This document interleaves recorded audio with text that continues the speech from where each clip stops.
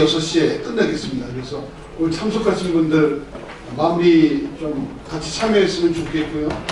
오늘 그 토론자분들이 6분이기 때문에 시간을 일단 발제 10분 하고 토론 5분씩 하고 끊겠습니다.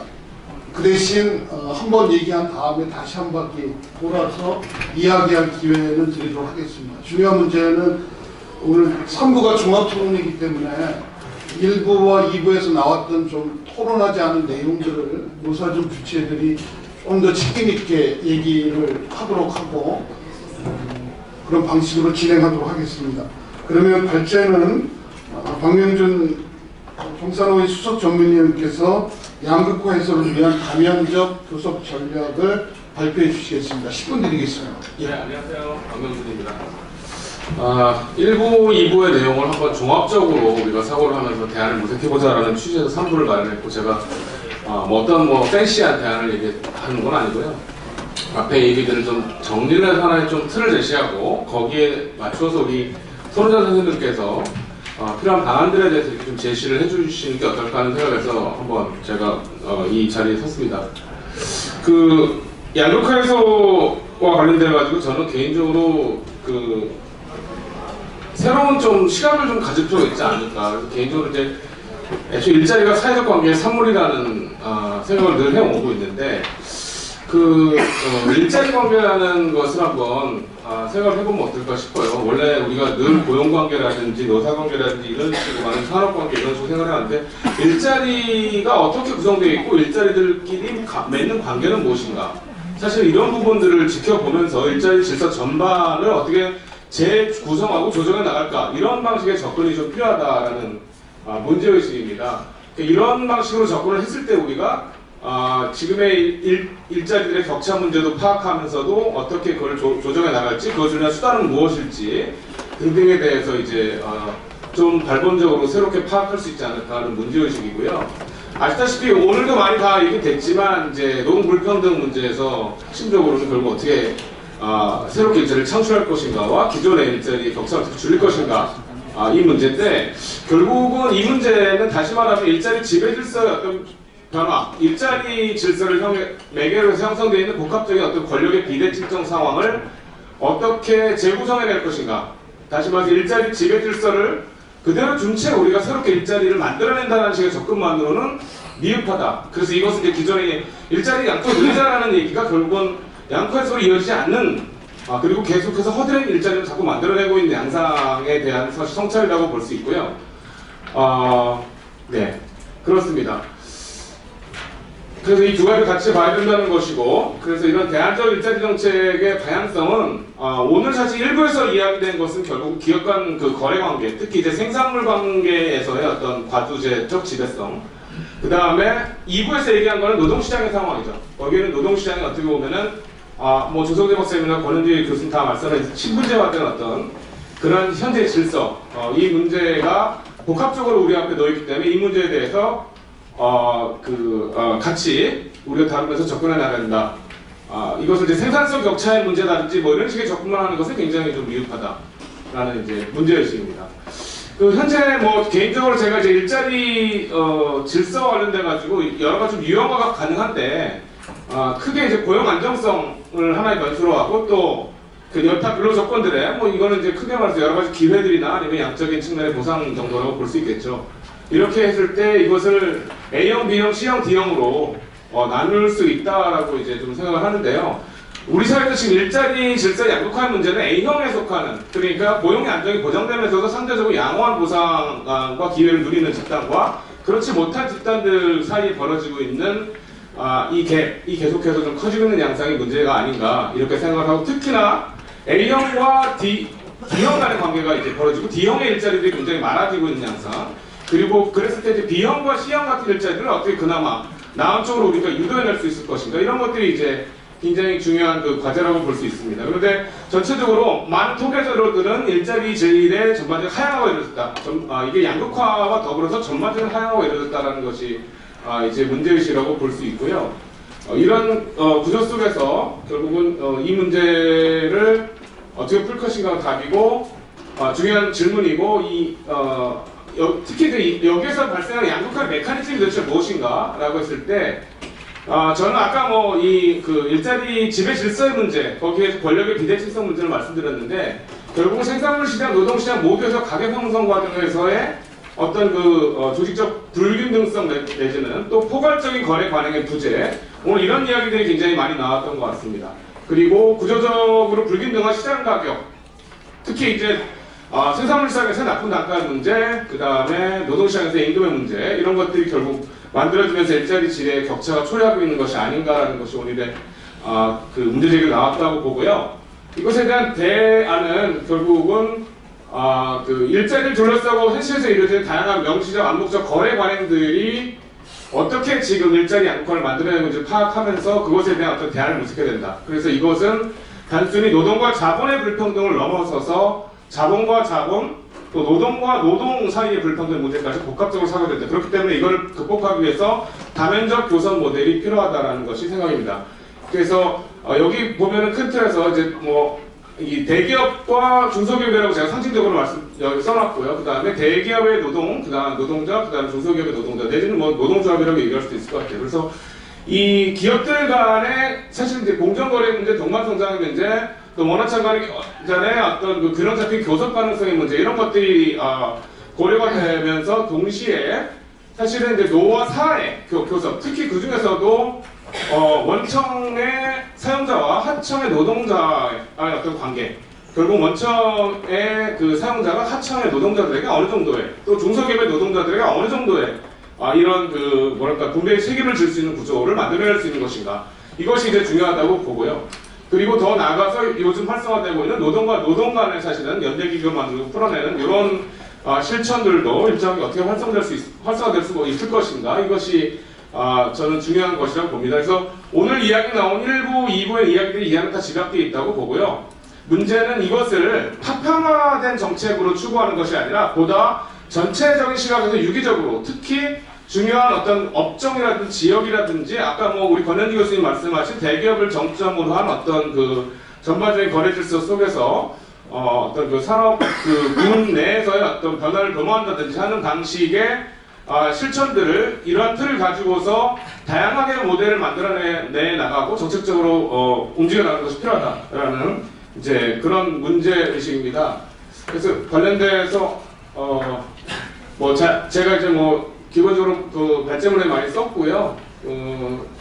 이런 이제 거래 관계들, 세 가지 거래 관계들에 주목을 해야 된다는 얘기를 시간이 없어서 그냥 말로 대체를 하고, 결국에 이것을 위해서는 이제 기존의 사실은 요 영역들, 자본자와 자본 간의 거래 관계와 관련돼서 우리가 가지고 있는 여러 가지 규제 장치라든지 정책적 수단이라든지 이런 것들이 얼마나 효과적이었는지, 솜방망이는 아니었는지, 또 얼마나 거기서 현실에 기업들이 여기서부터 일정하게 그 가치를 내면하면서 끌고 나갈 수 있는 것이 등등에 대해서 성찰해 볼 필요가 있고, 노사관계 수준에서 사실은 아시다시피 기업별 교섭의 국가대표님들 오늘 조성재 박사는 많이 말씀하셨고요.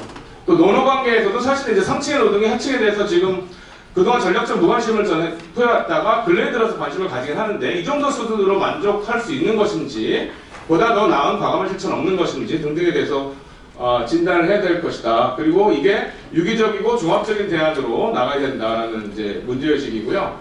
아까 마지막 논의에서도 이것을 위해서 그럼 정부는 어떻게 해야 되냐? 사실 적정 노동시장 정책을 포함해서 정부가 각각의 정책적 수단들에 개입하는 문제와 더불어서 여러 가지 포용의 토대를 좀 닦아줄 필요가 있다라는 이런 거래 관계에 사실 혁신이 도모될 수 있는 기반을 물적으로 제도적으로 마련할 필요가 있다라는 문제의식이고, 여기에 더해서 아까 사실은 우리 이호찬 박사님께서 말씀하신 기업들 스스로의 어떤 혁신 역량을 증진하는 노력, 그것이 개별 기업 차원이 아니라 또 마찬가지로 좀 더 집단적으로 이런 움직임도 증진될 필요가 있다라는 것입니다. 그래서 이것 전체에 대해서 일정하게 우리가 이런 방안을 놓고 하나의 사회적 대화의 어떤 틀을 만들어서 기획을 해나가고, 다양한 모델들을 구축해 나가려는 그런 시도를 앞으로 해 나가는 것이 저는 필요하다고 보고요. 그것이 동반이 되었을 때, 그래서 이런 어떤 일자리 지배 질서의 전반적인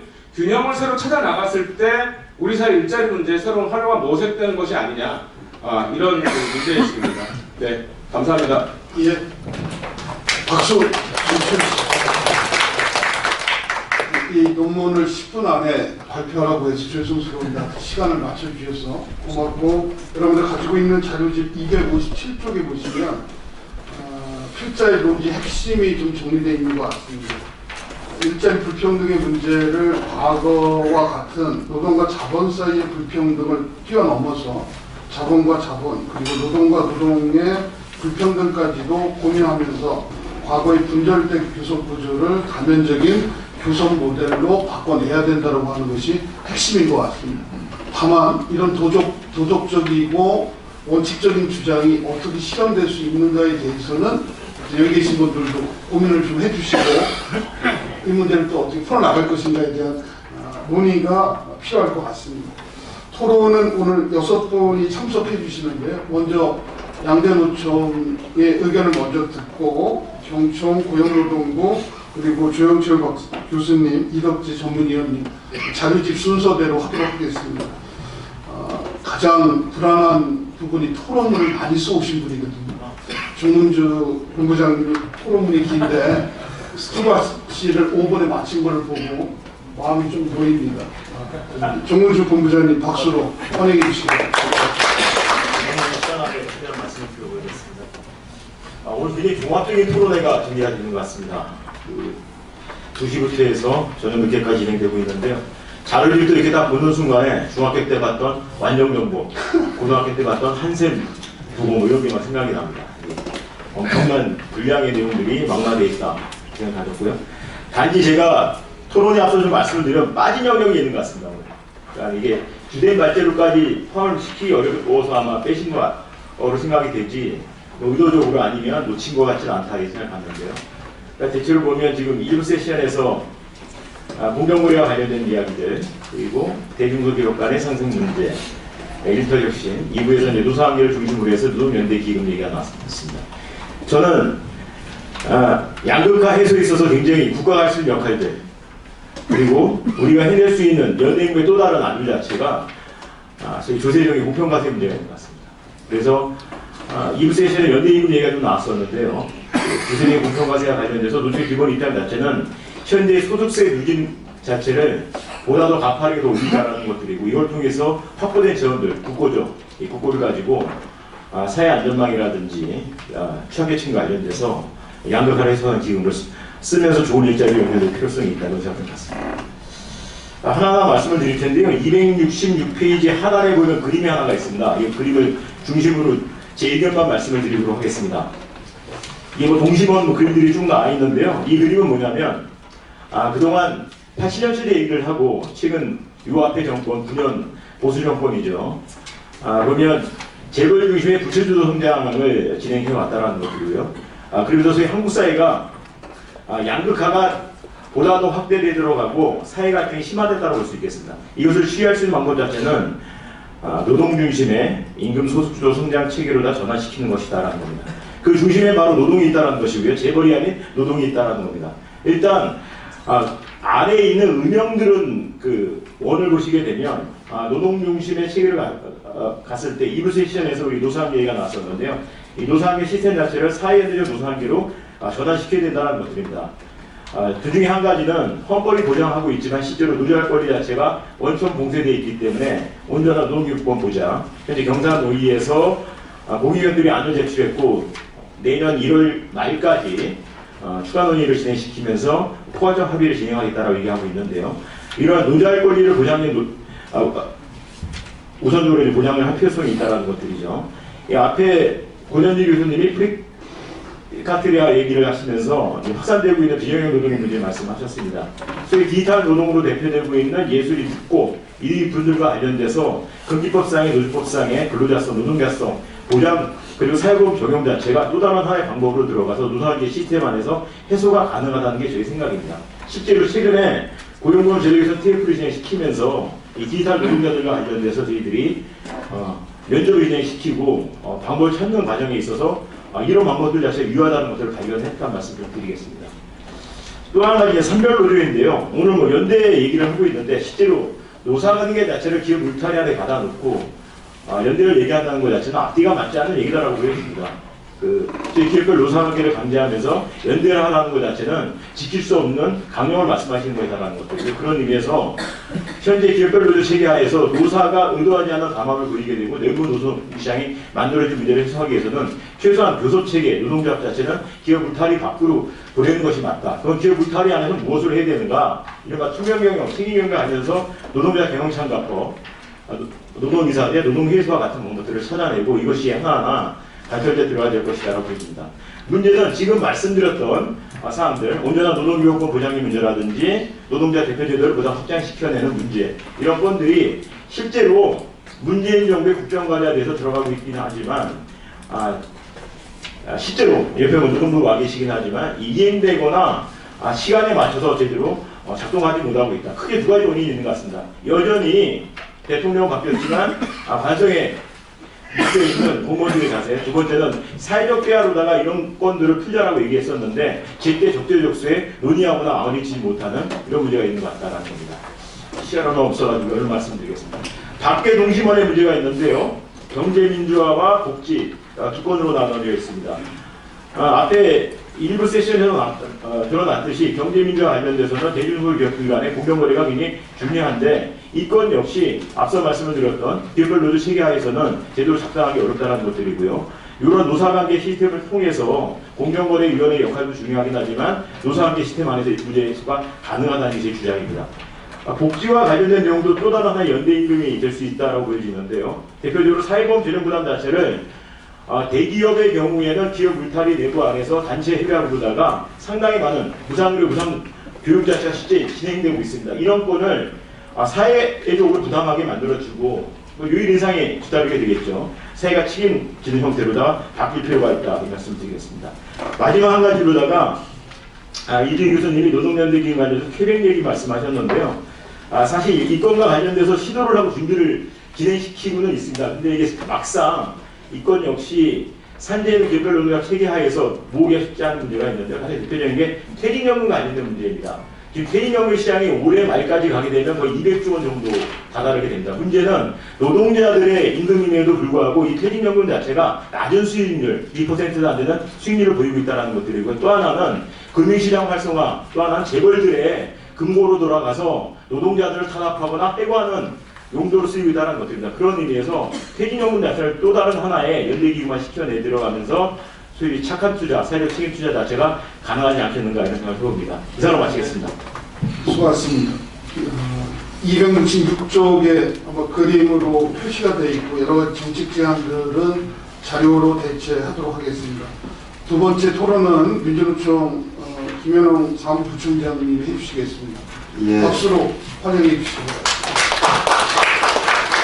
예, 앞에 우리 박명준 전문님하고 우리 박명준 전문위원장님이 좋은 말씀 많이 해주셔서 저는 길게 이야기할 건 없는 것 같아요. 제가 발전은 굉장히 짧습니다. 원래 한 페이지짜리인데 좀 늘려가지고 지금 저희들이 제일 고민했던 건 제도의 문제였던 것 같아요. 그러니까 늘 흔히 표현하기로 집단적 노사관계를 어떻게 제도화할 거냐라고 하는 고민들을 실제로 많이 했던 것 같고, 그런데 이제 노사관계가 집단적 노사관계, 기업별 노사관계를 좀 넘어서 보자라고 하는 그 구호는 굉장히 많았어요. 30년도 넘은 것 같고, 20년 그래서 선별노조도 건설하고 이렇게 했는데, 근데 극단적으로 이게 지금 어려워지는 환경이 97년 이후부터 그 전부터지만 90년대부터 이제 시작되거든요. 이제 불안정 노동이 보편화되고, 그다음 그때마다 이제 홍역을 치르죠. 그다음에 이제 비정규직법, 정리해고 문제 이런 것들. 그러니까 이제 각 단위는 밖으로 절대 안 나옵니다. 그리고 왜냐하면 나가는 순간 청탄만이니까. 그러니까 98년 전은 배우자 싸움을 기억하는데 그때 싸웠던 사람들이 지금 밖으로 절대로 안 나옵니다. 나가면 죽는다. 안에서 지키자. 기업 울타리를 쥐고 절대로 밖으로 나오려고 하지 않습니다. 두 번째, 제가 2011년으로 생각을 하는데요. 당시 저희들이 금속노조가 선별노조로 전환할 때 현대차에서 사실은 삼별교섭을 고민을 했었어요. 그런데 정치 파업하지 마라. 당시 우리 박정희 부회장님 계신데. 그 다음에 삼중 파업을 이끌어오다가 그 중에 지회 파업, 사업장 단위 파업을 제안해달라. 도저히 저희들 받을 수 없는 제안들을 많이 됩니다. 그래서 저희들 어떻게 해보려고 막 해요. 다시 말하면, 그러니까 외국의 선별노조와 한국의 선별노조를 1대1 비교해서 무늬만 선별이라는 말씀 많이 하시고, 저희 역사도 다르고 조건도 다릅니다. 그런데 실패했어요, 제도에. 모든 제도에 실패했습니다. 지금 뭐 금속노조에서 오신 분들 여기 계시지만 실직을 중앙교수가 안 됩니다. 현재 잘 안 나옵니다. 왜냐하면 여기 제가 썼는데 나올 이유가 없어요. 울산에 딱 가둬놓고 몇 방 때리면 그냥 잡아집니다. 그 파업 한 일주일 안에 너무 신경 쓰나요?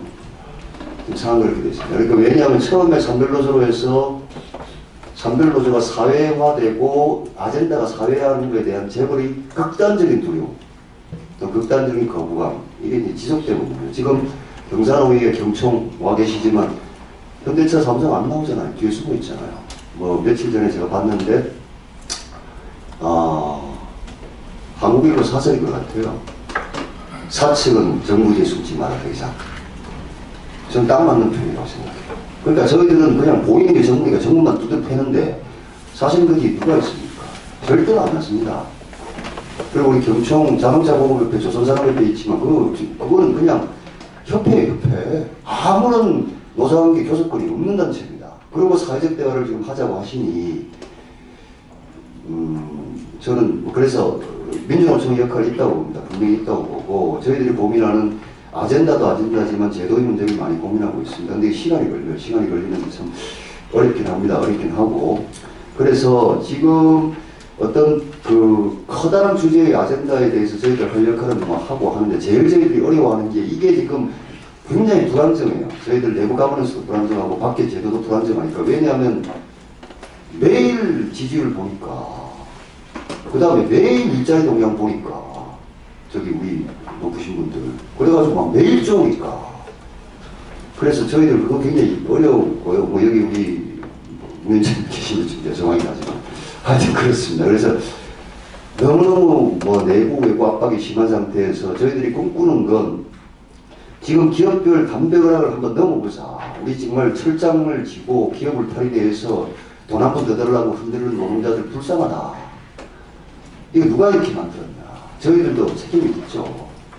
이걸 지금 넘으려면 시간이 걸리고 세밀하고 집중적인 설계가, 이행 설계가 필요하다는 말씀을 저희들 여기서 드리고 싶습니다. 그런데 시간은 정해져 있고 지지율 매일 보고 그 다음에 뭐 아젠다는 매일 바뀌고 그 다음에 제도 개선 과제 때문에 맨날 국회 야당이 뭐 지금 뭐 어떻고 뭐 김성태 원내대표가 어떻고 하여튼 그렇습니다. 그래서 뭐 두서없이 말씀드렸는데요. 여기와 관련해서 정말 종합적인 대책과 근본적인 대책에 대한 한번 깊숙한 논의가 좀 필요할 것 같습니다. 하여튼 저희들 할 수 있는 역할은 뭐 최대한 사회적 대화 기금에서 할 수 있도록 의제별로 하겠습니다. 이상 마치겠습니다.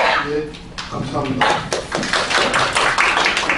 오늘 1부, 2부에서 기업별 조직, 기업별 체제, 교섭 구조를 넘지 않는 한 다른 대안들이 백약이 무효다라는 지배적인 의견이 있었는데 현장에서 느끼고 있는 것은 단순히 그게 쉽지 않은 거다. 문재인 정부 이제 3년 차로 들어가는데 거의 중간 할 거 거의 다 한 것 같은데 제가 보기에는 정부 역할도 거의 없을 것 같고 노조 내부도 어렵고 하여튼 우리가 겪고 있는 어떤 방위론적인 상황들이 현실에서는 종합성이 많이 떨어지는 어려움들을 민주노총 내부에서 얘기를 해주신 것 같습니다. 이따가 포럼 할 때도 그런 문제를 같이 고민을 해봤으면 좋겠고요. 양대 노총 얘기를 들었으니까 2대1이긴 하지만 경총의 김영환 노동요직 공무원 5분 안으로 해주시죠. 네, 안녕하십니까. 경총의 김영환입니다. 일단은 오늘 세미나 굉장히 길었는데요. 많은 분들께서 양극화 해소에 대해서 말씀해 주신 것 같아요. 양극화를 해소하자는 이 자체에 대해서는 부정할 사람이 전혀 없는 것 같습니다. 일단 저희 기업들 또한, 경총 또한 양극화 해소가 우리 사회에서 가장 큰 문제다라는 그 자체에 대한 인식을 하고 있습니다. 오늘 발제하신 분들의 대부분의 공통된 의견 같아요.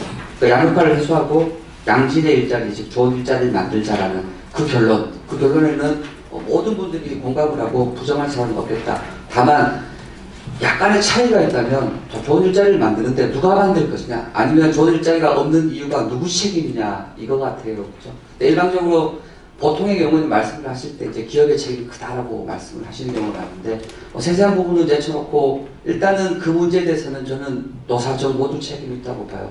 일단은 또 그걸 해소하기 위해서는 노사정 모두의 노력이 필요한 것이지 어느 일방 한 명의 책임은 아닌 것 같다. 말씀드리고요. 뭐 학문적으로 또 많은 여러 가지 좋은 이론들을 주셨기 때문에 저는 약간 저차원적인 말씀을 드리겠습니다. 양질의 일자리라는 일자리 단어를 보면 자, 이 뜻을 뭐냐고 제가 어제 우리 아들한테 물어봤어요. 제 아들이 중2인데 그냥 어떤 뜻인지 바로 알더라고요. 그냥 뭐 돈 많이 버는 거 아니야? 뭐 이런 식의. 맞습니다. 일단 고용이 안정화되고 많은 임금이 보장되는 좋은 일자리입니다. 물론 그 자체는 굉장히 좋고 저희가 목표가 되게 당연해요. 다만 저는 하나 말씀드리고 싶은 게 약간 우스갯소리긴 하지만 어떤 단어가 저희들의 생각을 일정한 울타리에 가둬버리는 것, 그거에 대해서 한번 말씀을 드려보고 싶습니다. 예를 들어서 저희가 양질의 일자리 그러면 네이버에 쳐보시면 지식이 이렇게 나와요. 대부분의 많은 댓글들이 첫 번째 공무원, 두 번째 공기업, 세 번째 대기업입니다. 친절하게 풀어쓴 사람은 고용이 안정화되어 있고 많은 임금이 보장되는 일자리. 자, 이게 양질의 일자리로 일반적으로 국민들이 인식을 하고 있다. 물론 좋습니다. 좋은 일자리라는 측면에서는 이러한 것들이 많아지는 건 좋은데 저희가 양질의 일자리라는 이유 때문에 다른 일자리, 즉 제가 말씀드린 세 가지 영역 빼고는 다 비양질의 일자리가 저희 인식 속에 서서히 스며든 게 아닌가, 저는 그런 생각을 일반 시민의 입장에서 한번 해봤어요. 저희 예를 들어서 저희 선배 세대, 저보다 10년 선배 세대는 사실 고도성장됐기 때문에 좋은 일자리가 많았다고 합니다. 그래서 예를 들어서 정년까지 거의 하시고 또 대기업 같은 경우 많은 임금을 받으시고 아들이 아빠보다 공부는 더 잘해요. 예를 인서울대학에 뭐 좋은 대학에 가서 했는데 뜬금없이 아들이 취업을 못해서 중소기업에 갔다. 아버지는 아직 현직에 계시고, 자 그러면 저희 현실적으로 아버지 10명 중 8명은 그 중소기업 가지 말라고 할 겁니다. 가지 말고 뭘 하냐? 노량진 가서 3년 공부해라. 공무원 되면 아빠가 현직에 있기 때문에 밀어주겠다. 이게 저희들 일반적인 선택 같아요. 그만큼 이 양질의 일자리라는 것은 저희의 생각을 가둬버리는 게 아닌가. 그래서 저희들이 양질의 일자리에 대한 어떤 추구하는 관심과 노력도 필요하지만 더 많은 일자리에 대한 관심, 즉 단어의 어떤 분산, 그것도 일자리 문제에서 필요한 게 아닐까 저는 그렇게 생각합니다. 물론 제가 말씀드린 게 어떤 단어의 뜻을 고쳐지 않는다거나 양질의 일자리가 필요 없다 이 뜻은 아닙니다. 말씀드린 것처럼 양질의 일자리만 계속 강조하다 보니 저희 생각이 갇혀버린 측면이 분명히 있다.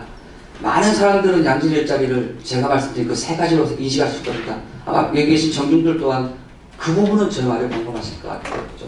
공무원, 공기업, 대기업. 그 외에는 저희가 양질의 일자리를 보지 않습니다. 실제 상식적으로. 그래서 저희들이 생각의 범위를 이 단어가 가진 뜻이 마냥 좋은 것인가 한번 되돌아보자. 더 많은 일자리라는 어떤 이러한 프레임도 한번 동시에 고민해보자. 이 말씀을 드리고. 그 나머지 뭐 이후의 부분은 제 토론문 289페이지인데요. 이후 밑에 부분은 뭐 경축이니까 하는 말이다 이렇게 표현하실 텐데 그렇게 지레짐작하실 수도 있는데 양극화 문제에 대한 어떤 책임 부분 아까 제가 말씀드린 것처럼 노사정 모두게 있는 게 아닌가라는 부분. 그리고 저희들 양극화와 꼭 다른 말이 비정규직 문제입니다. 비정규직 차별의 문제. 실제 비정규직들이 차별받는 영역이 꽤 있습니다. 분명히 있고 그것은 분명히 뻗쳐나가야 돼요. 그분들은 기업들의 책임이 분명히 있다고 인정을 하고 다만 그 한대적인 차이까지 부정하는 그러한 논점은 옳지 않다라는 부분. 그리고 이 양극화에서는 뭐 핵심적으로 말씀드리고 싶은 것은 분명히 우리 모두의 책임이 있습니다. 안타까운 것은 일방적으로 대기업만의 책임으로 몰아가는 것은 아니지 않은가. 양극화라는 것은 누군가가 많이 먹었기 때문입니다. 약간 쉬운 단어로 말씀드리면 누군가가 많이 가져갔기 때문에 다른 누군가는 조금밖에 가져갈 것이다. 물론 기업의 이윤에 따라 다를 수도 있고 상황에 따라 다를 수도 있어요. 하지만 생산한 부가가치가 저희가 국가든 기업은 똑같다고 보면 누군가가 많이 가져갔기 때문에 상대방이 작은 겁니다. 자, 그 말은 저희 기존의 정규직 근로자들의 뭐 인구 삭감이라고 아까 또 누가 표현하셨는데 삭감은 안 들어.